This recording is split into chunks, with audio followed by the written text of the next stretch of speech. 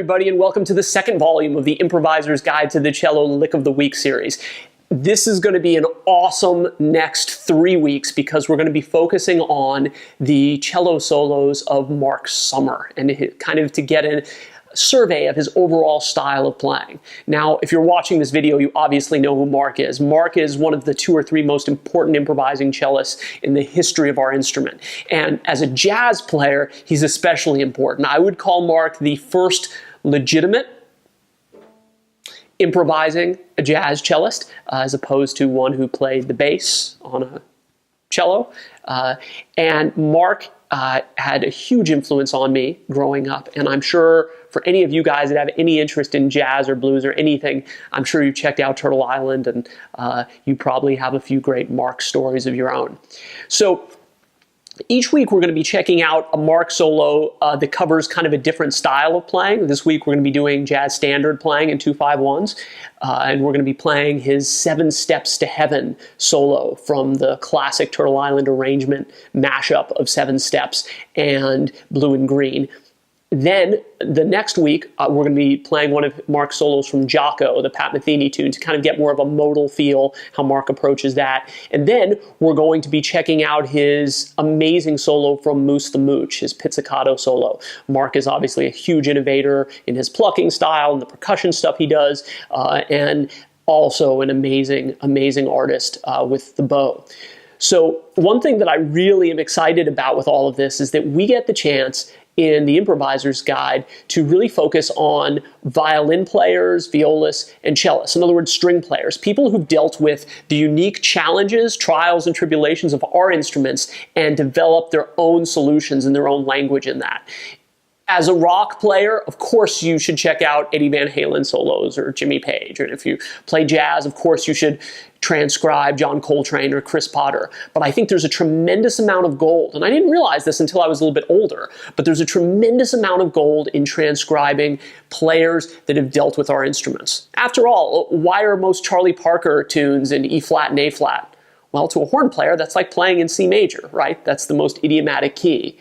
If you want to figure out why McCoy Tyner plays a certain line on the piano, playing it on the piano will give you a really good clue, so you can see how things fit. So as string players, to not spend time with other string players is crazy, and I'm really excited to be able to bring some of this to you. So let's check out Mark's solo from 7 Steps to Heaven.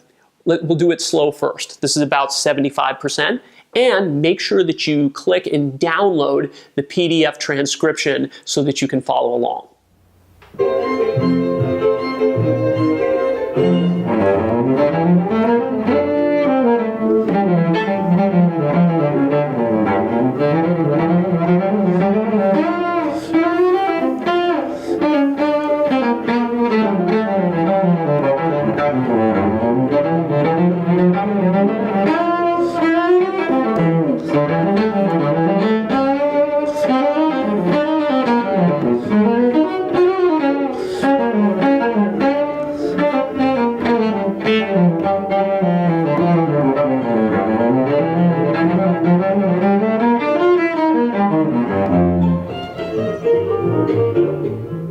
And there we have it. Also, please forgive me, Mark, if I made any mistakes, particularly with bowings. I did my best. I think I was about 14 when I transcribed this, so be nice. Anyway, even if I missed a bowing or even a note here and there, this solo gives us excellent insight into Mark's general approach. And I want to talk about 3 specific things in this solo that I think we can emulate and look at. You know, it's one thing just to be able to transcribe and steal somebody's lick, maybe play it in different keys. But the real gold in transcribing is when we start to get into the headspace of how a player thinks, right? Then we can take concepts and apply them to our instrument and whatever style we're playing. And that's when we really grow as artists. The best part about this solo is that Mark is pretty repetitive, as you can see in some of his ideas. And in being so, he's not being boring, but he's giving us a real insight into making serious, purposeful decisions about his note choices, and it helps us understand through the variations how Mark is really thinking. Super cool, super valuable stuff. So first, let's check out this section where you have the dotted lines in bar 7. So one thing I love about Mark's playing is how many sequences he uses and how he can do so much with so little.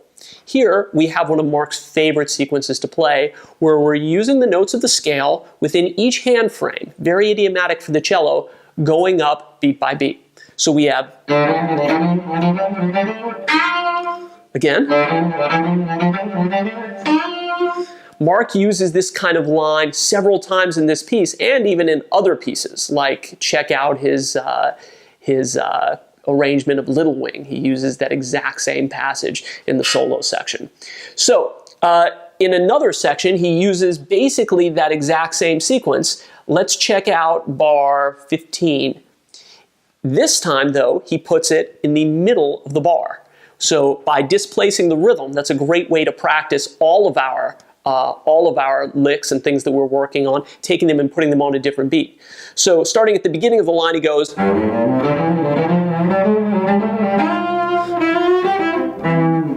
right? Really, really a cool thing. Next, he plays a very, very similar line again, starting in bar 31. Now this solo, when we speed it up, I'll play it for you in a minute at full speed, it's very, very fast. You don't have a lot of time to think. So we really get a sense of like what patterns are Mark's go-to patterns, the stuff he really relies on when the heat is on. So in that section, we have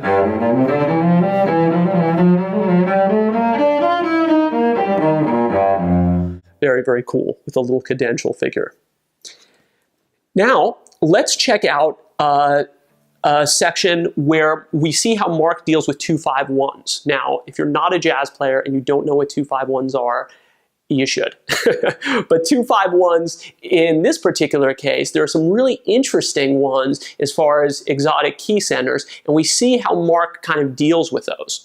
So if you look at bar 21, we have over the F minor, B flat 7, E flat major, Mark plays as a pickup.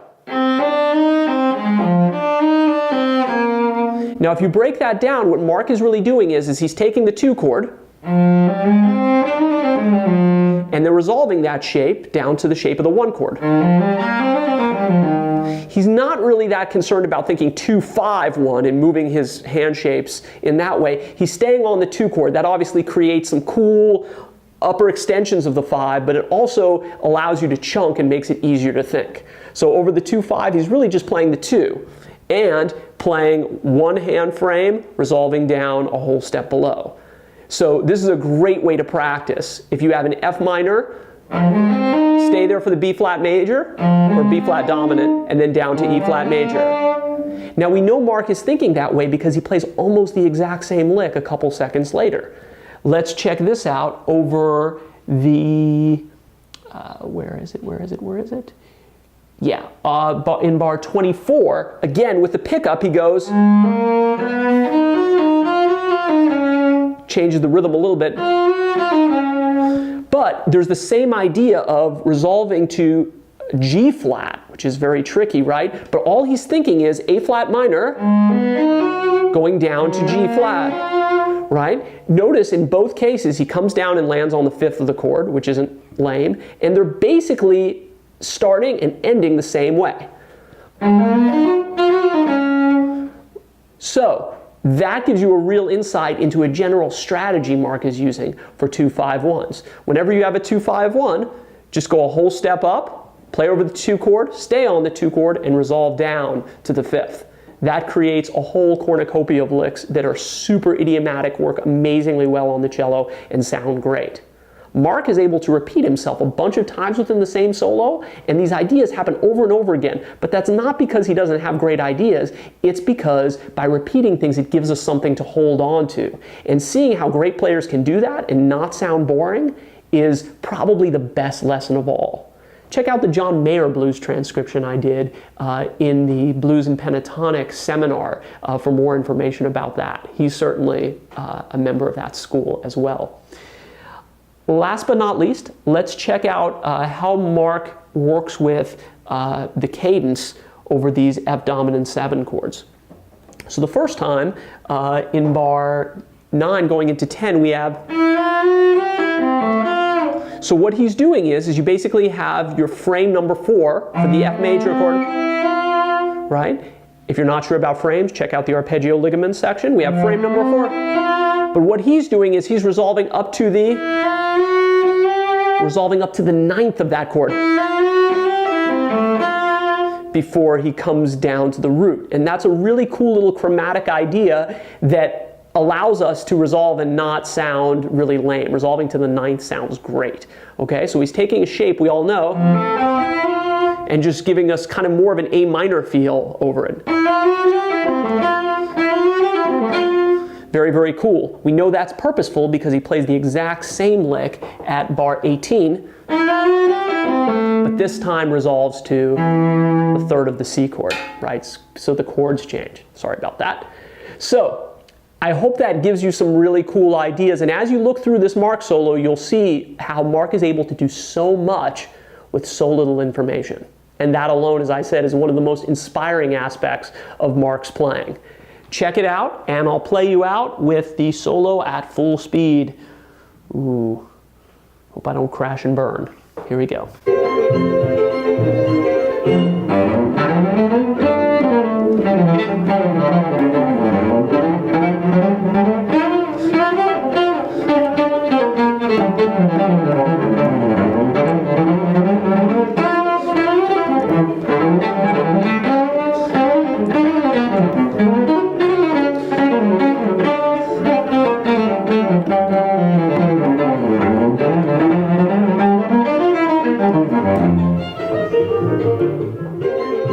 See you next time.